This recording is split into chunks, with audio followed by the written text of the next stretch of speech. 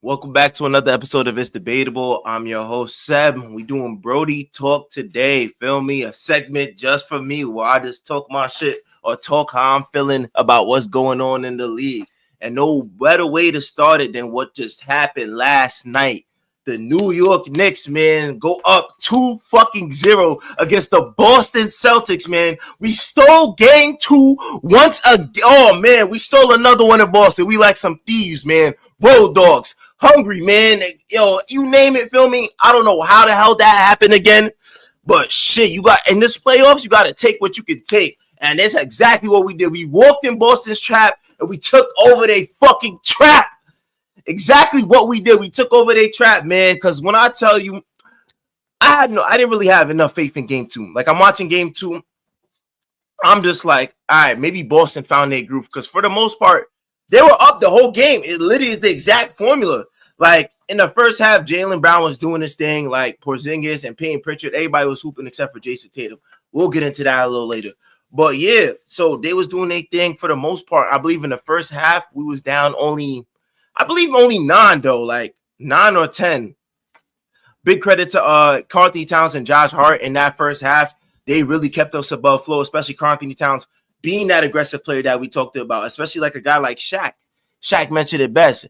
For us to even think about winning this series, Karl-Anthony Towns has to have a dominant performance.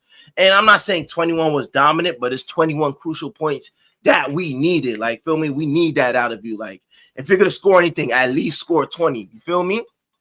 So, yeah, and Josh Hart just, once again, hitting timely threes, finishing at the basket when you can't, crashing the board. Like what Josh Hart did for us was like a major game. Like, it was a major game, especially when you have guys like OG Anunoby or Jalen Brunson or even Mikal Bridges. Feel me? Didn't have the best of the games in the first half, but they managed to keep us above float. Then that third quarter run happened. We in the third quarter. I'm thinking this game is like, it could get out of hand, but we can't cut it. And at points, we did cut it. And I feel like where I thought the game was out of hand, it was after this one play. After this one play, I'm thinking it's like, damn, this game might be out of reach now. And it's when, believe it or not, OG Anunoby really dunked it on Derek White, really poofed it on his fucking head. I'm talking about down the lane. Why is you taking the charge? Come here. He fell on the ground. All Derek White could do was laugh, man. Really dunked it on that nigga. And I'm thinking, yo, shit, this is a fucking wake-up call. Man, they call an offensive foul. And I'm just like, damn. Shout out to Derek White, though, because not too much people are brave enough to take a fucking a charge like that with somebody really about to dunk it. That could have ended up the whole other way, and then you could have been a Sports Center top 5 highlight off the strength of that. That might be top dunks in the playoffs if they feel me, they call that offensive foul. But yeah, after that, I think that defensive stop really had Boston Celtics feeling good because now Derek White started hitting some threes. Feel me? Jaylen Brown, Jason Tatum not having the best of the games, but feel me? They taking shots. Porzingis is right there. They finding Porzingis and Cornette on rolls, and they just dunking everything. And it gets to a point, I believe they were up 16 or 20 at a point. Yeah, so I'm thinking it's like, oh man, they found their groove. But some point in time in that third quarter where I believe Deuce McBride gave us a spark.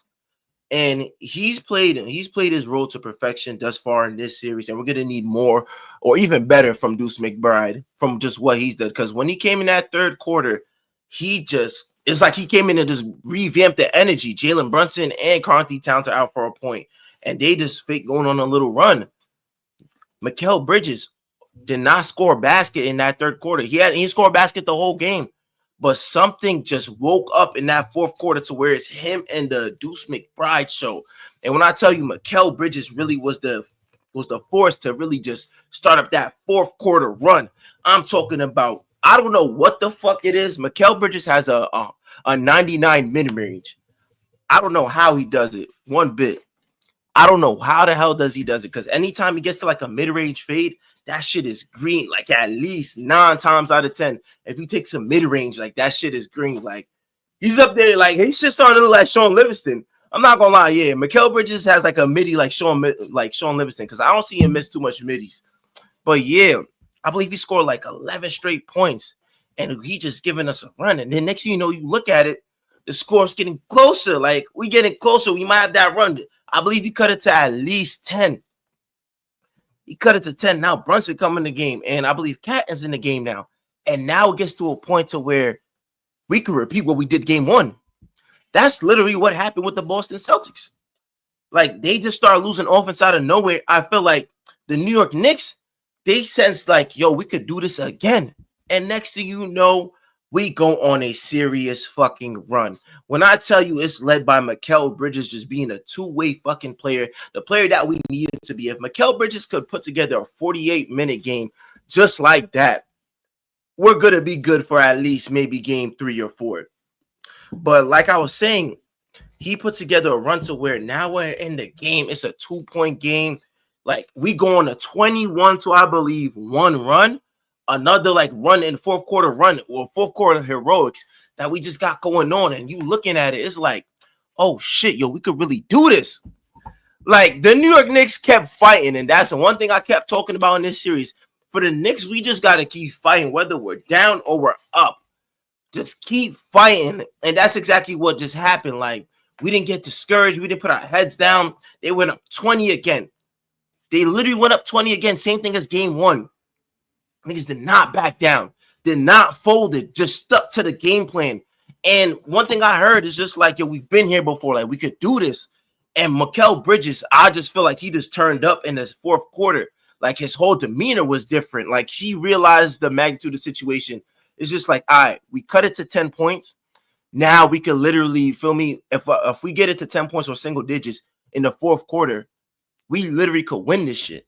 And that's exactly what he did too. So shout out to Mikal Bridges. Shout out to Josh Hart too as well. Jalen Brunson, he came alive in that fourth quarter once again, just really giving us the offense that we need, the timely offense, just making the right decision. And Boston couldn't even hit shit. Like, there was a lid on the basket. I don't know what's going on with this Boston offense. It's not the same Boston that was champions last year. But I don't know what's going on. Jason Tatum. I'm not a Jason Tatum hater. I'll be one of the first people to admit it. I think Jason Tatum's a top 5 player in the NBA. Like, feel me? I don't care what type of slander anybody says. Like, Jason Tatum, when you put him out there and he's hooping, like, feel me? You cannot tell me that he's not a top 5 player when Jason Tatum's on. But just, I don't know what's going on with him in these past 2 games. I think that maybe he's just discouraged a little. Maybe the wrist is bothering him. I ain't making excuses. Feel me? I'm happy as fuck that we won. But at the same time what is it that? What's going on, yo? Oh, yeah, like I was saying, Jason Tatum just discouraged. I don't know what it is. Like, shots is not falling. You only scored 11 points, JT. Like, I can't remember the last time Jason Tatum scored 11 points in an NBA playoff game. I cannot remember that. I can't tell you when. I don't know what the fuck happened. Jaylen Brown, from somebody that was, cooking in the first quarter, I believe he had maybe 10 or 13. He just went ghost as well. Nobody could buy a 3-point shot. Feel me? The defense is turning up. Mikal Bridges was the anchor for our defense. We had Mitchell Robinson out there late game handling his business. And we cut it to a point to where I believe it was 87 to 89? No, 87 to 88. And Jason Tatum, I'm thinking feel me? He just put the game to bed. Full court. He comes down the court, in and out, dunk it. It's 89 to 80. What? I'm messing up the score. Fuck it. Forget about the score. But yeah, around that time, once Jason Tatum caught that dunk, I'm thinking, all right, Jalen Brunson should ice the game. So it's 12 seconds left, I believe. I'm watching this. I'm like, all right, the ball's in Jalen Brunson's hand. He's going to find a way to get a bucket. And little did you know, shout out to Drew Holiday. He fouled Jalen Brunson. Gave us an opportunity to really just put the game to rest or just get the lead. And then, boom, sinks both. Next thing you know, we're looking at it now. Jason Tatum come down. They don't call a timeout. Joe Mazzulla has a timeout. He does not call a timeout. He says, I'm going to just play it through. Jason Tatum gets down the court. I don't know where the fuck he's going. He has Mitchell Robinson on. I'm thinking he's going to take a step back 3 or something like that. Goes left. There's nothing there. Decides to pass it out instead of shooting. What type of shit is that, Jason Tatum? Really though, feel me? That late in the game, that late in the game, you're gonna pass it out, bro. You the best player on the team, bro. Take the fucking shot, whether you miss or not. There's no reason why Jason Tatum is passing up a shot like that in the fourth quarter with the game on the line and you're down, and you know the magnitude of the game because you're gonna go down 0-2. to the New York Knicks and try to go back and try to win 2 in the Garden. The nigga just completely just passes it. Mikal Bridges comes up with a timely fucking stop again. I don't know what's up with him in these fourth quarter stops, though, but feel me? Fuck them 5 draft picks, man. You got to play it like that. That's exactly what you brought him in here for. It might not show the offense, but the defense goes a long way. And Mikal Bridges won us 2 games off strictly defense at the end. Late fourth quarter heroics, man. Just playing 51 minutes in game 1. I don't know how much minutes he logged in, but every time Mikal Bridges was out there, you felt the impact in that fourth quarter. Shout out to Mikal Bridges, man. Shout out to the whole fucking team. We're up 2-0 against the Boston Celtics. I repeat, we're up 2-0 against the Boston Celtics, man. Nobody had this. The whole media, I tell you, I promise you, nobody in the media had us going up 2-0 against the Boston Celtics. They probably thought we was going to lose the first 2 and maybe try to win game 3 or 4 at home. But them road dogs, man. And to me, it's not as much as a surprise. It is a surprise. Don't get me wrong. Let me rephrase that. It is a surprise, actually, the fact that we're up 2-0 against the Boston Celtics. But just what we're able to do in road games, I don't know, something about the New York Knicks. They play way better on the road than at home. And I think maybe it's a thing where New York is so much hype. Like, feel me? Like you could get like maybe an easy layup. Like the crowd is going crazy. And New York, oh my God. Like we going like the fans. Yo, shout out to all the fucking New York fans out there. Let me put that out there. Feel me? The fans that are out there in New York City just going crazy, showing up. Then watch party lives go crazy. I think those shits may be better than watching it at the Garden. But oh man, shout out to all the New York fans out there. A couple of New York fans I know for real. Shout out to my boy Son. Shout out my boy John. Who else? A couple real New York fans I know. Who else? My boy KD Swagger. Shout out KD Swagger too. Real Knicks fan. Like a couple of real Knicks fans I may be missing out on. But yeah, like shout out to everybody that's just showing up. And the bandwagons too. Everybody now believe in the Knicks. Fuck it. Continue to believe in the Knicks. How can you not? That's one thing I don't understand about people. How the fuck you from New York and you don't root for the Knicks? Especially when they doing good. Come on. Madison Square Garden is the biggest world's famous arena. And it's in New York. So everything about New York is wavy when shit is lit. Niggas, I don't think people understand that. We literally have a team right now that hasn't been hot since damn near how long? Like, when was the last time New York had this much buzz? I don't even think we had this much buzz in the fucking Carmelo Anthony era. That Knicks tape year, we was cool, but this year might surpass any type of history that we have with the New York Knicks. Because we could do something special here. Like, if we could beat the defending champions in a 7-game series, what can we do? Sky's the limit. Feel me? And I feel like the city believes that right now. The team believes that. And it all starts with the fucking captain, Jalen Brunson, man. Just giving the city hope again. A point guard that really just puts the team on his back. A floor general, man. And that's every time you watch Jalen Brunson out there, feel me, you can't say you don't have the utmost confidence that we can't pull out this game. Because you know he's going to be there, whether he's making shots or missing shots. Jalen Brunson really gives the city hope, man. And right now, this shit is fucking buzzing. Like, you can't go nowhere without seeing somebody saying something about the Knicks. Like, feel me? Every time I'm going into work or something, they're like, yo, the Knicks, man. All the Haitians. Yo, that Knicks. Haitians love the Knicks, too. That's one thing. If you're a Haitian and you from New York, you love the Knicks, man. That's your favorite team. No other way around it. It's loyal Knicks fans and it's Haitian Knicks fans. And they can't even say Jalen Brunson's name correctly. But they said, what's that kid's name? Brunson. They're a fan, feel me? Damn near my uncles, man. Every time they talk to me about that, they be like, yo, what's that guy on there, number 11? He's good, man. He's good. And I'm like, yeah, that's who we brought in, feel me? Somebody that they said was overpaid 100 M's. Shit, putting the city on his back. Yeah, but like I was saying, though, fourth quarter, we pulled this game out. Here's the thing now. I said all this is so much hype around. Realistically, though, this series is not over. What Kobe Bryant said, job is not finished. The job is not finished. I repeat to everybody, the job is not finished. I know it's cool right now. I know it's a great feeling that we up that were up 2-0 against the Boston Celtics. I see fans saying fucking Knicks in 4. Guys, let's take it one game at a fucking time. That's all I want to say. Just take it one game at a time. Don't get me wrong. Be proud that we're up 2-0. Feel me? Because a lot of people had us out. But I'm telling you right now, this series is far from over. We've been down twice, 20 in game 1 and 2. Realistically, if Boston had it on, we could realistically been down already. Like, feel me? Like the naysayers could have been right. They could be like, yo, they had no chance. But we found a way to win on the road. Ugly win, but we got to get it done. Game 3 and 4, I don't know whether it's game 3 or it's game 4. We need to come out firing on fucking offense. Everything has to go correctly for us to get this. Because I really want to get comfortable 3-1. I'm not comfortable if we manage to lose both games at home. We got to pull one game out at home. I don't know what's up with us and being at home. I feel like we don't produce the same as we produce on the road. We got to go in there, get one. That's all we need is one. Sorry, my eyes bugging me, but yeah. All we need to do is get one. And then we'll worry about the rest later. One is all we need from the New York Knicks, whether it's game 3 or 4. I'm hoping it's game 3.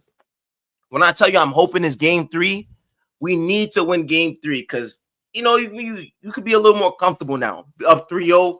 I'm not saying it's a comfortable thing from the fan aspect. Yeah, it's a comfortable thing from the fan aspect. But as a player, like, feel me, you want to win with every game you can. But as a fan, you want to be comfortable 3-0. And Saturday, we have the chance to do that. Back in the Garden, the shit is going to be jumping. The shit is going to be packed. Oh, damn it. Every celebrity you think of could be in there. Probably Denzel Washington. Who else going to be there? My son Carmelo Anthony. Kyan's going to be in this spot. Who else? Ice Spice, Sauce Gardner. Everybody in New York going to be there. Fat Joe, 50 Cent, Ja Rule. Damn near everybody that's from New York is going to be out there. Shout out Ben Stiller, Tracy Morgan. And the list goes on. The A-list celebrities going to be out. The crowd, it's going to be packed. And if it's not packed in there, outside of the streets of New York, it's going to be packed. Fuck it. I'm going to a watch party. I might have to go to a watch party because just the way the city's buzzing right now, you crazy if you're not rooting for New York. And game 3, here's the thing. We're going to have to come out firing. And I just want us to go up to a hot start. I need Jalen Brunson to just play a great 48 minutes, like first quarter. Start off with maybe 12 points.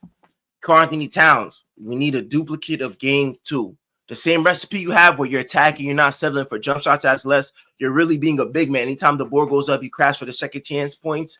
We need all that. OG Anunoby, listen, when you're on the floor, you're a factor, man. Whether you're hitting shots or missing shots, you're going to be there defensively. You definitely gave us a lot of spark defensively. But if that 3 ball's flowing like how you had in game 1, scary sight. Mikal Bridges, I need you to put together a great 48. Like, feel me, keep doing what you're doing on defense. But for the 4 quarters, I need you locked in. If we could get that production from you for 4 straight quarters, man, I'm telling you, it's going to be a tough team to beat because I know Boston's going to come out firing. I know Boston is 3-pointers. Like, you cannot go on a 25 and 100 in the first 2 games. They're like, feel me, if it does happen again, shit, even better for us. But just knowing this Boston Celtics team, they were just down, I believe 2 years ago, they were down 3-0 in the conference finals to the Miami Heat. And they found a way to push it to game 7. So I'm not counting this Boston Celtics team out one bit. They've shown resilience thus far when they had their backs against the wall. It's gut check time for the whole Boston Celtics team. It's either they're going to rise to the occasion or they're going to drown. And it starts with Jason Tatum. I'm comfortable with Jaylen Brown. I know what he's going to do. If his shot's not, he's getting to the bat, he's going to find a way. Jason Tatum, you said you wanted to be this top 5 guy. You want to be face of the league, MVP type of shit. Here's your chance, man. Jason Tatum, here's your chance. The opportunity is right there for you to go get it in Madison Square Garden where, feel me, there's thousands and thousands of New Yorkers, feel me, against you. Like, feel me, like, you got to show what you about. Because one thing I know the captain of my team, he's going to show up regardless. Jalen Brunson going to show up regardless. So game 3 is a major game for both teams. Let me put it like that. Game 3 is major for both teams. Both teams need this game bad. But shit, as a New Yorker, I'm jacking it. We just got to capitalize. We got to come out firing and all cylinders for a whole 4 quarters. And we got to keep playing our defense. Keep fighting, New York. Keep fighting, man. Yo, keep fighting, New York. Keep fucking fighting, man. Because shit, I don't know what it is, but sometimes in life you got to just keep pushing forward. Like, you could be down and out, but if you stick to something, you might prevail, man. Even if you don't prevail, you keep fighting no matter what. Your back's against the wall. You got to fight your way out, man. That's the motto of New York, man. New York every day is a fucking grind. And you just got to grind out just to get to the top, just to get a victory, just to get a win in life. You got to keep fighting. You take away anything from this New York team in this series, the word keep fighting is the motto for the New York Knicks. Keep fighting, New York. Keep fighting, New York. Keep fucking fighting, man. Shout out to the New York Knicks, man. But moving on to other things. Last night we had another game too. Who was it? The Denver Nuggets versus the Oklahoma City Thunder. The Denver Nuggets over here stealing game. What was it? They stole game 1 on just a complete meltdown from the Oklahoma City Thunder. Like, that's some real inexperienced shit that they pulled. But yeah, they were up, I believe, around like 12 or like 3 minutes to go. You got to close that game out. They ended up playing the free throw game with the Denver Nuggets. Denver Nuggets found a way. Nikola Jokic, just the game that he had game 1, 44 and like 22 boards. Like, he was just trying to just show off a full arsenal. And for him to do that, and then just the others coming up big, Russell Westbrook, Jamal Murray, Aaron Gordon, they literally did what they had to do and steal game 1. Game 2, though, a complete different story. I don't even know where to start game 2. That shit, game 2 of the Denver and OKC game literally looked like, well, how did I say it? It literally looked like the whole fucking game 1 against the OKC and the Memphis Grizzlies. Like, the game was over in the first half. The game was literally over in the first half. No matter what Denver could have done, OKC was not letting them come back. Nothing like that. The game was literally over. The defense of OKC was turned up to another level. Like, you couldn't get nothing inside. Like, Jokic is literally struggling. Sorry, here go. Jokic is literally struggling just to get by, just to get a basket up. The defense is like, the Denver Nuggets were in jail. Like, full-blown jail. I'll say it again. The Denver Nuggets were in full-blown jail. Rikers Island, you name it. Jail, nigga. Clamps. Everywhere you looked up, somebody can't get a shot up. Boom, we're going the other way. A fast break point. Aaron Wiggins over here catching like 3 lobs, 2 dunks. Casey Wallace on the defensive end. I talked about Casey Wallace a lot too. A real defensive to offensive type of player. Feel me? Give me that. I'm in the passing lane. Steals, all types of shit. Caruso, another one. This game was won off of strictly defense. They beat the fuck out of the Denver Nuggets defensively. And oh my gosh, man. Was it a bad, like, feel me? They were up 40 at halftime. They were up 40. They put 80 points up at halftime. If they was locked in again, they probably could have put up 160. They literally just ran away with the game. They were just like, yo, we need that game back from game 1. So now it's on. Denver got to really forget about that game. Really put it in like the delete file and get ready for game 3 and 4 at home, because you need to win one of those games. You like, feel me? You're not coming back 3-1 against this Oklahoma City team, and they're going to be ready. Defensively, they're going to be ready, and they're a team that when they have it on, when everything is clicking for everybody, it's hard to beat that team. And this is why they had the best record in the regular season, because once everybody's clicking and once they have a flow of offense in the sense of, all right, this is our game plan, we're executing it to a full extension, we're a scary team to beat. When the game plan is not falling and everything is just like you got to fight for everything, that's when Oklahoma City looks vulnerable, in my opinion.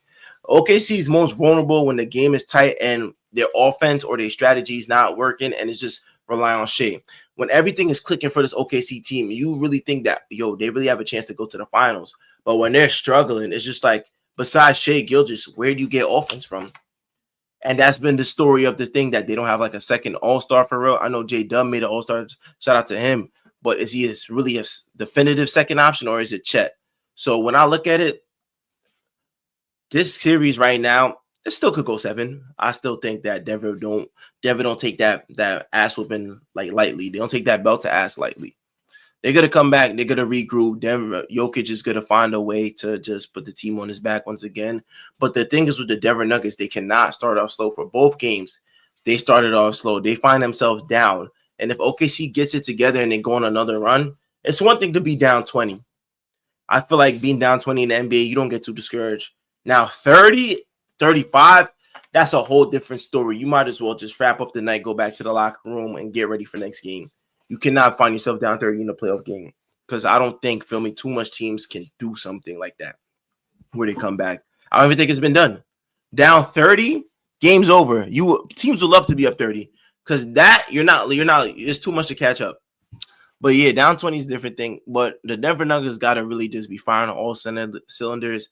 I think Michael Porter just needs a big game out of them. He's going to be challenged now because now you're playing against real, like, everybody could defend on the Oklahoma City Thunder. Like, it's going to be a tough that. They're closing out. They're denying ball. Lou Dort is denying the fuck out of you from even getting a shot or even getting into rhythm. Feel me? Like, they have a whole bunch of defenders. So Michael Porter, I don't know what the fuck it is you got to do, but you got to lock in because if you're scoring, this team looks completely different. But on to another game because I don't want to talk about that too much. I'll save that for another day. We got who's playing tonight, I believe. The Golden State Warriors versus the Minnesota Timberwolves. And when I tell you the Golden State Warriors really did some vet shit and really stole game 1, even though Curry got hurt, I believe with what? Let me see. A sprained hamstring, I believe it was. And shit, just when you thought, like, feel me, the Minnesota Timberwolves seen light, feel me, the Warriors blocked that shit real quick. Sorry, I was hot as fuck in this room, but yeah. So, yeah, the Golden State Warriors, they really just cut that shit out real quick. They said, yo, even though Steph is out, we still got Jimmy. Jimmy's definitely led his teams to, 2 finals.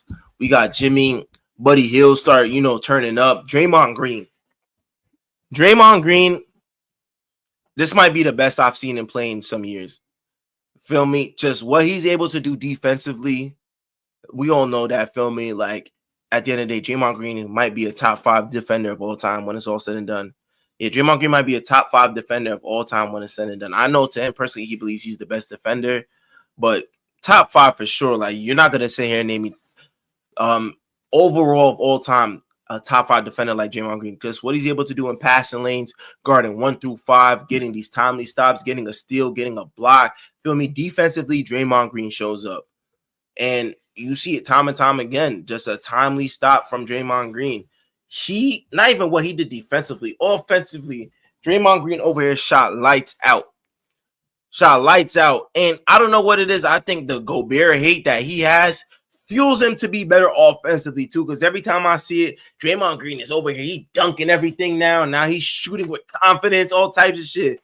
The hatred he has for Rudy Gobert really makes him a better player, especially in this series. And you're going to need that because he had, 16?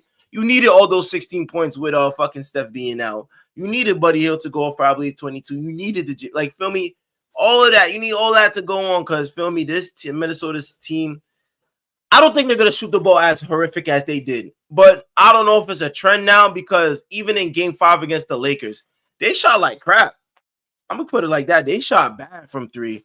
And it's like they kept forcing it. It was on some Boston Celtics shit. And the same thing happened in Game 1 against the Warriors. They literally tried to shoot their way back in the game. Nobody was really getting nothing. Anthony Edwards wasn't on shit. I believe he had 9 points. No, he had 1 point, I believe, in the first half. Second half, he realized, like, yo, these boys is little. I could really get to the basket. But by the time you figure out it's too late, I feel like Anthony Edwards, he was relying on his 3-point shot too much. I believe he went 1 for 10, maybe. But that Anthony Edwards, like, feel me, you too young to be doing that. Get to the basket, man. You know you're an athlete, feel me, somebody that's a force at the basket, and you get to settle for jump shots, especially when your shit not going. Between Game 5 of the Lakers and Game 1 of the Warriors, your shot has not been chicken. Get to the basket, get some easy ones, then start trying to expand to the 3.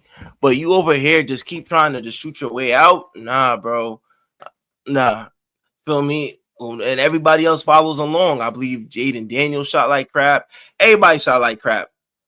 But for this Minnesota team, you feel me? You see an opportunity now. Now Steph is out. You see an opportunity to where maybe we could steal game two. It's not going to be easy because, feel me, I feel like them boys are going to be prepared. Them Golden State boys are going to be prepared for what the Minnesota Timberwolves is going to throw at them. Because at the end of the day, with or without Steph, they're not going to make excuses. They still have Jimmy Butler out there. They still got Draymond Green, a vet, and they'll probably find a way to win. But for the Minnesota Timberwolves, you just got to go out there and handle your business and bring that to game three. Like, you cannot go down 2-0 against the Warriors because no matter what time against Steph will be back, Golden State will find a way to win either game 3 or 4 at your crib. So, major game. This is more important for the Timberwolves than it is for the Golden State Warriors. Because at some point in time, Steph will be back. I don't think he misses the rest of the playoffs, but I do think that this Golden State Warriors team is good enough, feel me, just the experience that they have to win one game without Steph. So whether it's tonight or it's one in fucking Minnesota, they're going to find a way. But it's up to y'all to really just lock in this game. Like, you got to lock in on this game. So I feel like the Minnesota Timberwolves, they should win tonight. I would take them to win tonight just off the strength that Steph is out, and I don't think they shoot as poorly as they did the other night. But yeah, that's what I got for this team. But other than that, I was gonna do something else, but feel me, it's just I can't. I can't. I'm gonna save this. I'm gonna save another episode for when Justin's back. I believe recording tomorrow. We're gonna try to get some content for everybody out there. For the New York Knicks game, we might go to the watch party live in Madison Square Garden. You know, in New York City, everybody's gonna be outside. It should be nice. Whether rain or sunshine, I feel like the city's gonna be jumping. So we gotta pull up there, interview the fans, see how everybody feeling, and yeah. Go New York, man. Shout out to everybody, man.